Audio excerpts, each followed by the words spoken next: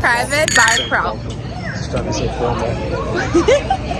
What do you want me to say? Welcome to our bar. Okay, well, give me a new sentence then. New sentence. What should I say? Huh?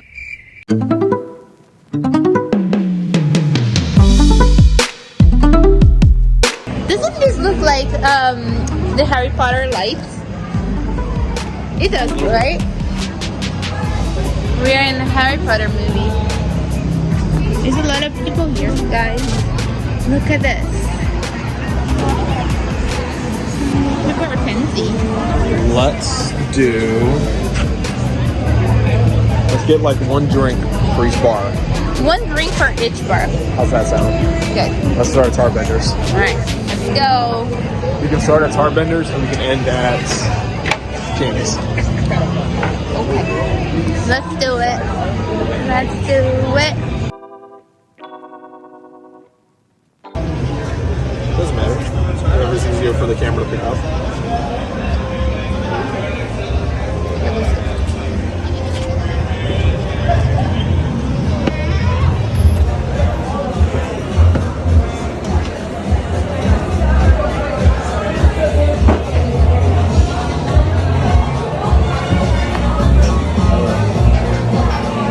Hey, good evening. Welcome to Tarbenders. You're in the right place. Okay. Now I'm going to escort you right in. So you guys haven't been here before, huh? I've been here before, but the layout Was different? is different. So I'm Yeah, still... yeah. So we revived this since COVID, revamped it into an authentic speakeasy. We have great cocktails and awesome toppings. So what we're going to do is walk into the phone booth to the establishment. And the password is Beetlejuice.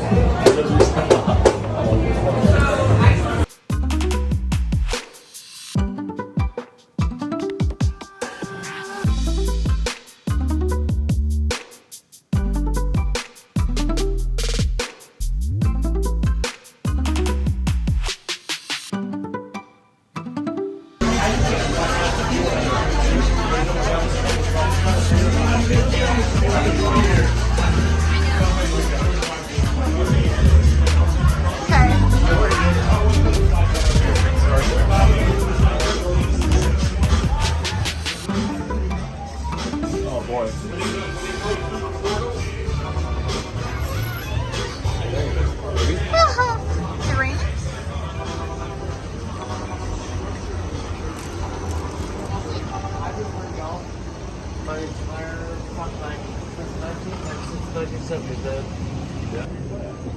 Hi, baby. So I'm gonna ask you the same question that I've asked for our friends. What is your favorite sentence?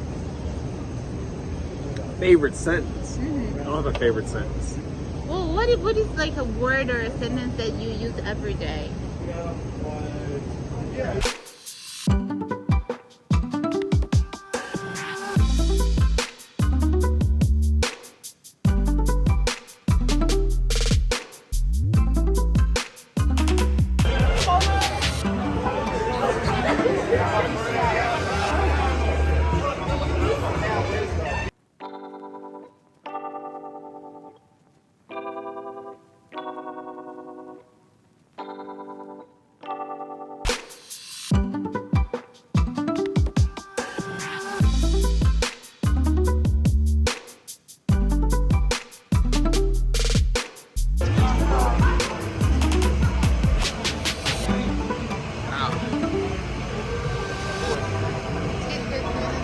Go to this. Cheating the system. Yeah. We said we're gonna go bar hopping.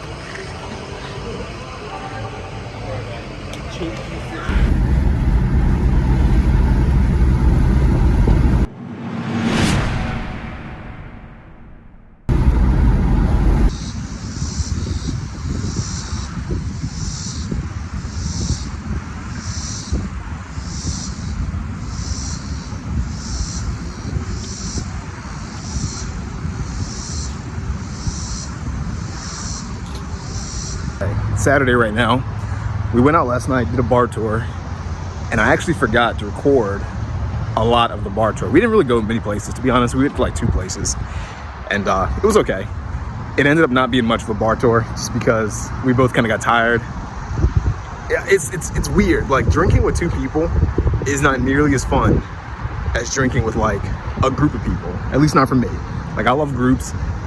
It's like weird. Like, sometimes I need to recharge by being by myself, but sometimes I gotta recharge by being around people. And I feel like at a bar, it's best with like a group of friends, which we did not have because most of our friends bailed on us and didn't make plans, whatever. So it was just me and Ida. But it wasn't bad. It was okay, but not quite the same.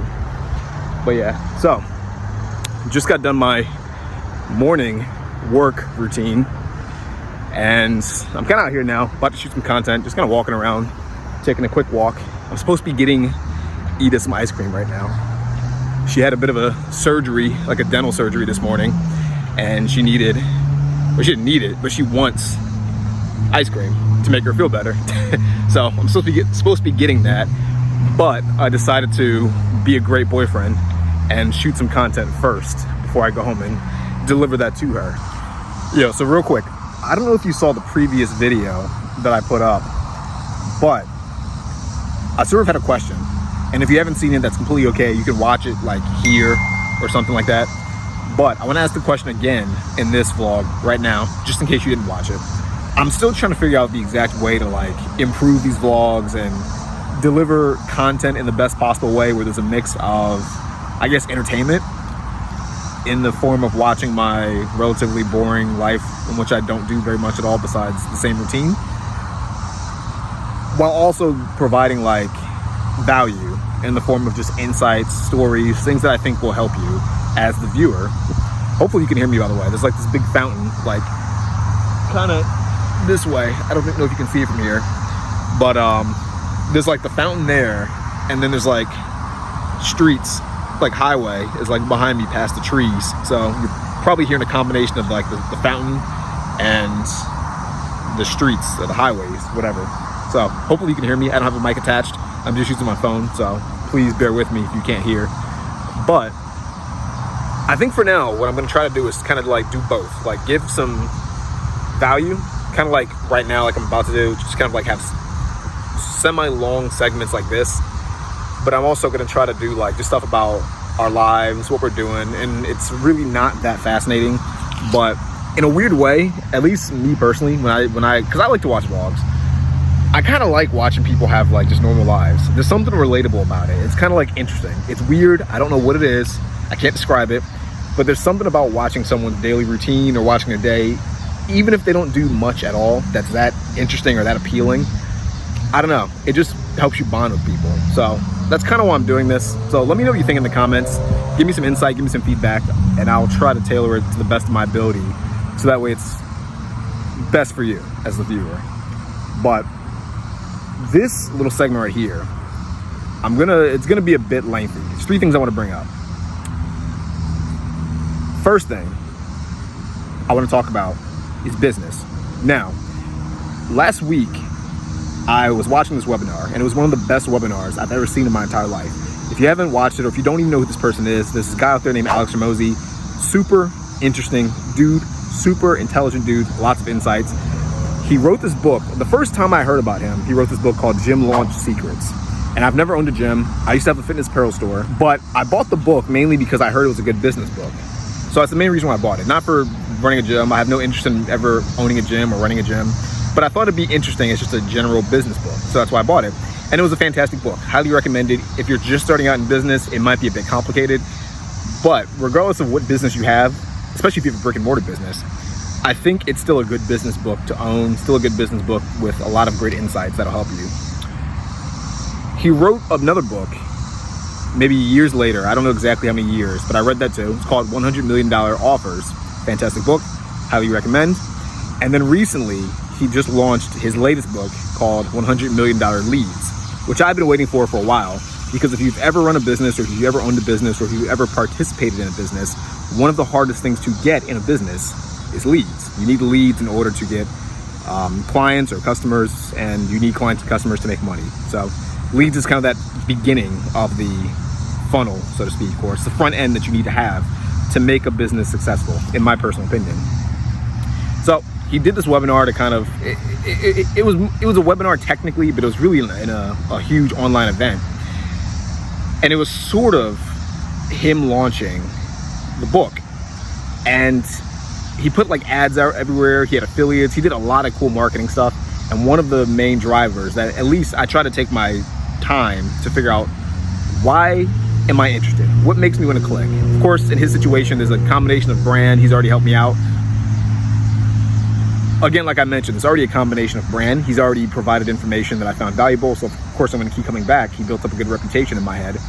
But the offer that he made to get people on the event, I thought was so cool. And it was pretty much, if you come to the event, you won't be disappointed. I'm going to be giving something away. It's worth more. I forget, it was worth more than, I forget what it was. It was worth more than something, but less than a Tesla, which is a cool kind of anchoring, because you think of a Tesla and you think it's expensive, probably at least $60,000, at least $70,000, maybe $100,000, depending on the Tesla model that popped up in your head. And you're thinking, okay, it's worth more than this small thing, which is, you know, cool because it's small. Fair enough. He's going to give away an award, but it's less than a Tesla, which is really a huge gap. But him saying less than a Tesla makes you kind of think like it's something really expensive. So the event already passed, so I'm going to spoil it. Long story short, he kind of gets to the very sort of end of the event and he begins to hype up products and courses. And you can see in the chat, people are getting pissed off. People are like, oh no, he's going to sell us something. He said he's never going to sell us something and he's selling us something. Oh no, what's going on? This is going to be one of the worst events ever. And he's like, yeah, so I got this one course, and because of the amount of effort I put into it and the amount of experience I have, it's valued at $2,997. And I got this one lead generation course, and because of the amount of effort and experience and value I deliver in this course, it's worth $3,997. And he's kind of going through that typical webinar pitch where people they give you the evaluation that they've, of course, artificially manufactured. And it could be a real, you know, it might actually be worth it, but it doesn't matter. It's an electronic product. So it's still an arbitrary generated value that they've provided to you. And they begin to anchor it that way. And then they slash the price and give it to you at a discount, which kind of compels you to buy. He starts doing that. He gives all these courses. It goes on for about 10, 15 minutes or so. And at the very end, he says, I'm giving it all away for, I could give it to you for $297, something like that. That's not the exact price that he gave, but I'm just kind of giving you a rundown of what he did. And you sit there, you're like, okay, well, $297 is not bad, but, you know, I didn't come on here to buy anything. So I thought he was giving something away. Like, what's going on? And then he goes, it could be $297, but I want to make it lower. So how about $97? And you're sitting there like, okay, well, $97, I'd buy that. You know, he got me sold. I'd buy that. But, you know, where's the link? What's the catch? What's going on? Like, that sounds a bit low. It's like, what's he going with this? And then he further slashes the price to free. So he gave away all the stuff for free, which is totally cool. And sort of the point that I want to make with all this, because I don't want to make the story too long, there's other points I want to get to. He made me reevaluate my business practices, how I run business, how I try to get leads, because that's a big thing for me. I have a time management business, if you aren't familiar with that. It's something I recently started not too long ago, probably earlier this year. It's been decent. And I say decent because I know in the grand scheme of businesses and the grand scheme of things, I'm going to move away for a bit because these bugs and stuff are getting loud. In the grand scheme of things, I understand that it takes time to build a business. I understand that it takes time to kind of make things happen. I still do real estate as an advisor. And I still own a fitness apparel store, and I had another business in college. But with the time management business, I was hoping that I'd get things going faster. And the issue that I've been having is leads, because I get leads, I get people interested, they might want to come on board. And full disclosure, my price at this current time is, I believe it's $149 or $147, sorry, a month. That's bright right here, you can't see. It's $147 a month, which I know is a lot for people to pay. It's not cheap, I understand that. But I think the value's there, which is why I set it at that price. And if more people begin to come on, I'm gonna increase the price. But my problem that I've been having is retention. So in my head, I'm considering this business to be a complete failure at this current point in time. So of course I watched the webinar, this event, to fail a lot less. Now, I'm bringing this up because I think I'm bringing this up because I want to kind of talk with you about what I plan on doing for business and how I kind of want to switch things up. And feel free to let me know in the comments what you think about this. If you have suggestions, if you have insights on this, that'd be greatly appreciated. But I'm going to keep the price the same. And what I plan on doing is running Facebook ads. And I'm still thinking about this, but I'm pretty sure I'm going to do this. I'm going to run Facebook ads. And I think what I'm going to do is I'm going to create a very big package, Hormozi style, Alex Hormozi style. And it's going to have pretty much every secret, every tip, every tactic, every hack that I can think of to help people become a lot more productive. And I think it's going to be super valuable because the reality is that I've seen people talk about productivity. I've seen people talk about time management, and I don't think they're nearly as good at it as I am. That sounds arrogant. That sounds egotistical, but I think it's honest. I've seen guys like Ali Abdaal, and I actually love his content, so it's not a shot at him. Tons of guys like that. Other like time management coaches that I've seen on like Instagram or whatever, and they're decent. They're okay, but I think I'm far better. So I want to give away just everything like Alex Hormozi suggests one should do in his event and in his books and stuff like that. Make it into a course, like a bundle, like a course, ebook, guides, all that stuff, everything. Make it as a free course on Facebook. Use paid ads to drive traffic there, and ultimately get people on my email list, and then from there try to close them afterwards for coaching if they need it, if they really need it. If they don't need it, if they get plenty of value from the course, that makes me happy. That means that my product delivered, and I think that's fine. But the people that do need it and the people that can't afford to pay $147 and want to pay $147, I plan on closing them that way. So that's kind of me just spitballing out loud, kind of sharing my process and what I plan on doing. Hopefully that all makes sense, and hopefully you can give me some feedback. I'd love to know what you think about this. And if you are someone starting a business, or if you are thinking about starting a business, maybe that'll help in some way. Hopefully. We'll find out. Let me know if it does. Let me know if it doesn't. But that's the first thing I want to talk about. And I know that was a bit about I think that was valuable in some way, because it's me telling you about my plan. Hopefully it's something you can replicate or implement yourself. Now, the second thing that I want to bring in is the idea, and this one comes from a thread I put on my Instagram and the Threads app recently, and it's about pretty privilege. And I wrote it because I was watching these videos and people are talking about pretty privilege. I keep seeing like videos where sometimes girls say pretty privilege does not exist.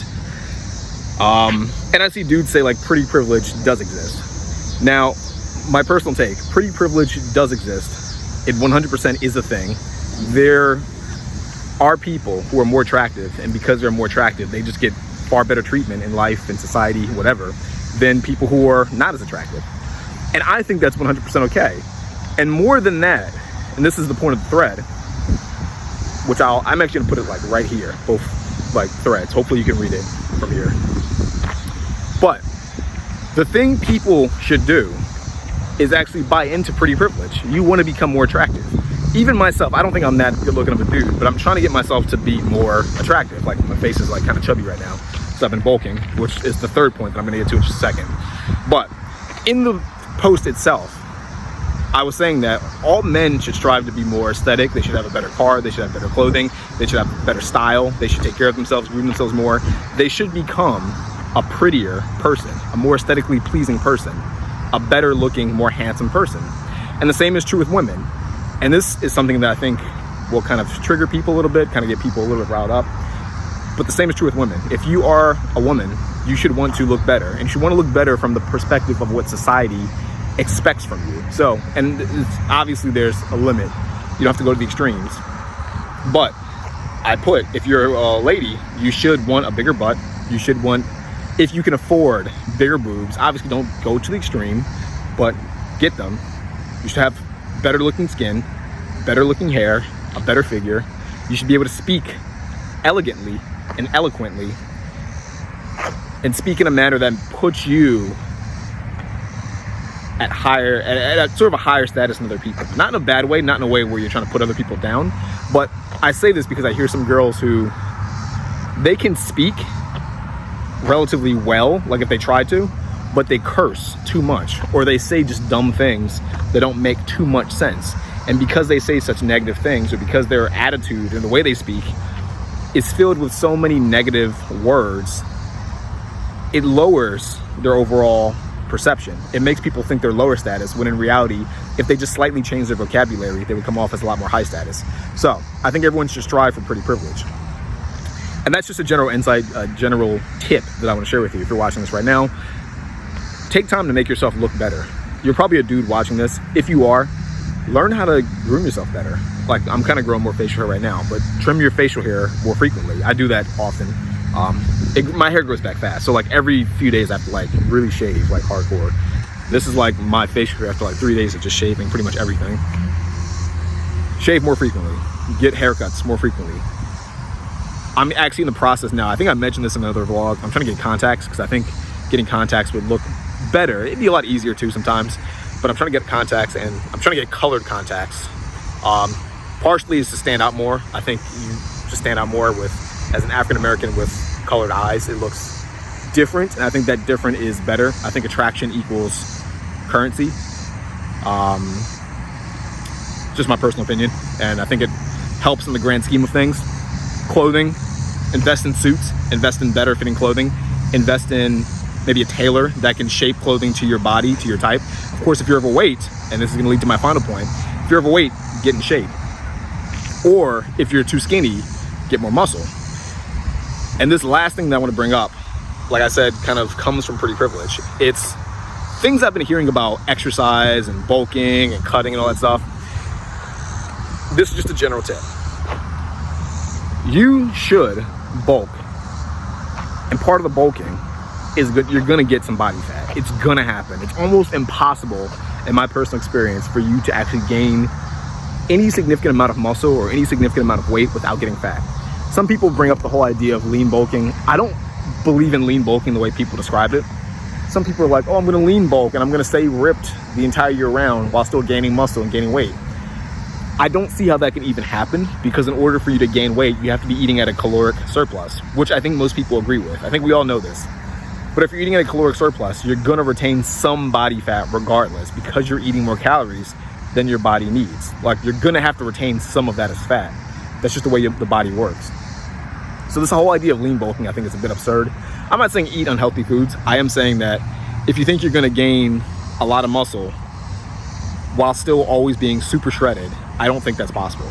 And I think the core about this whole point that I want to make is, in order for you to get a better looking physique, you have to be willing to have a shittier looking physique for at least a brief period of time. You're gonna have to embrace the bulk to some degree, and you're gonna have to look a little bit fluffy for at least a little bit of the time in order to get that long-term ripped aesthetic, that ripped, sort of that more, I guess, desirable look. Does that make sense? So I bring that up just because I hear people say like, oh, I'm gonna lean bulk, or I'm gonna do this, or I'm gonna just stay thin forever.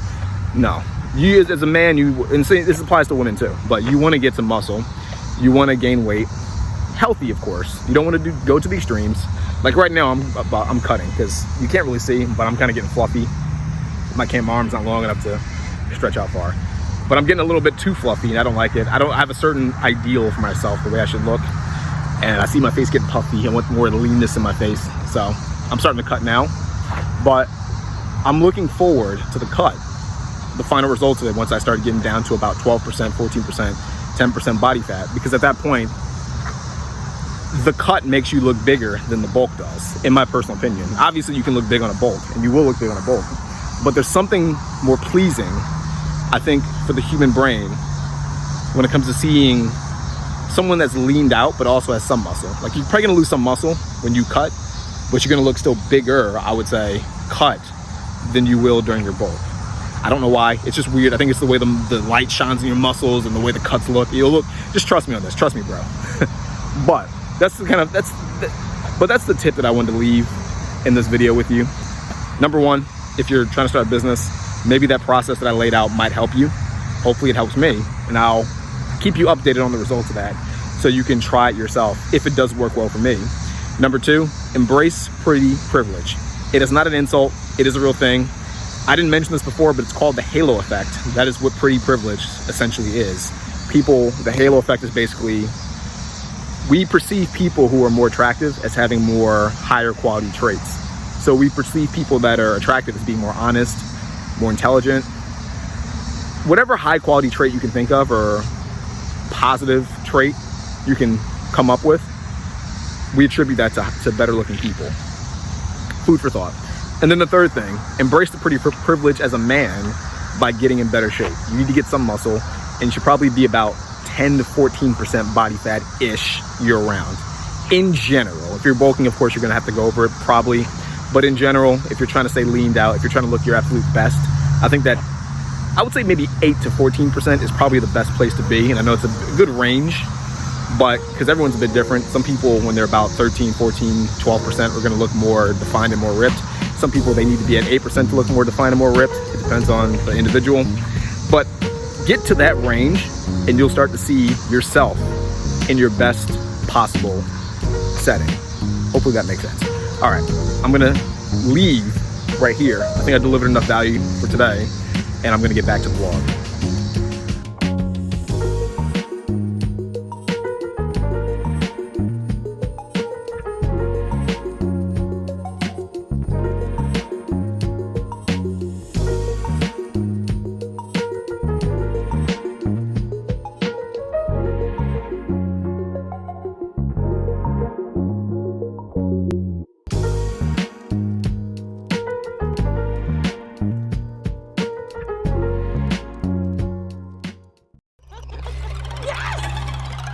What if we opened the door but we didn't shut it?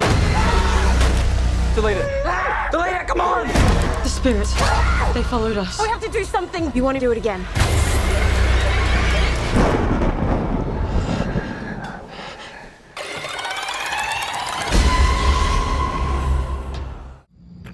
I should know by now not to let you pick your movie. That was a fantastic movie. What do you mean? No, it wasn't a good movie. Scale of 1 to 10, what do you Like, give I it? didn't watch half of the movie. I had to close my eyes. That means it's a good movie. No. That I didn't even understand the plot. Was there a There's plot? a fantastic plot. What was the That means plot? it's a fantastic What movie. was the plot? What do you mean, what was the plot? It was a girl who was going through some bad things. Some, What like, was the depression, plot though? and then she touches that thing. Well, we are spoiling. Like, you can't spoil the movie. No, that was in the trailers. But no, there's no plot though. There's a plot. The whole movie is that. It's a scary movie. What do you mean? And There's then a you have plot. to close your eyes because they do some She's hating because crazy she's jump scares out of she's a no blue. scaredy cat. No. But I'm brave, so I like the movie. Oh, you cover your eyes too. What do you mean? That never happens. Yes, you did. That only happened like one time, No. maybe 3 times, maybe 10 times. It's not that many times. It's a good movie. I'm giving it a 9.2 out of 10. 1.5. 1.5. Wow. Hater.